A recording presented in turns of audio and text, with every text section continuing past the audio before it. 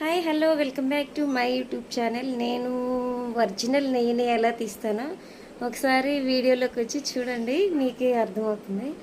ఇవి ఒరిజినల్ పాలు చూడండి.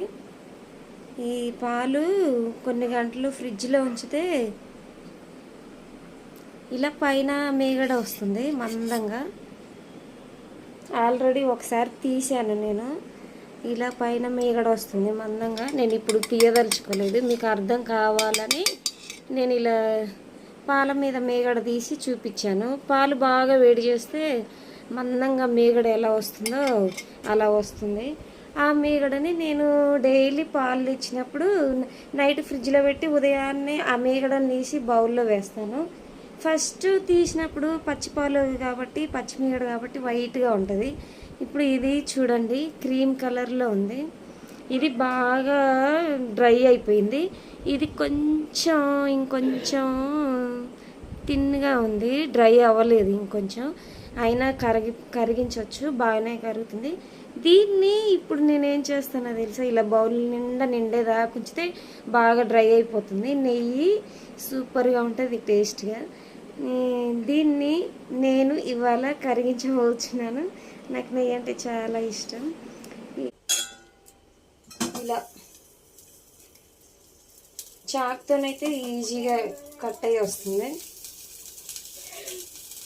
కాబట్టి మీ మధ్యలో కరిగేదాకా కొంచెం ఈ గడ్డని ఇలా తిప్పుకుంటూ అడుగంటకుండా తిప్పుకుంటూ ఉండాలి. చూడండి నెయ్యి కరిగించాను, వడబోస్తున్నాను బాక్స్లోకి.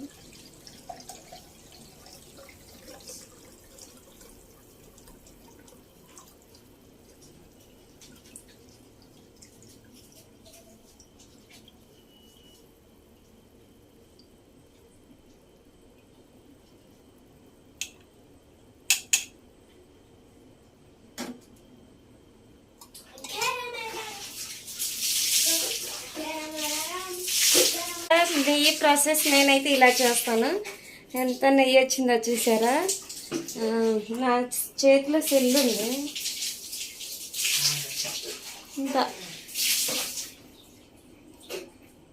ఇంత నెయ్యి వచ్చింది, ఇంత నెయ్యి వచ్చింది.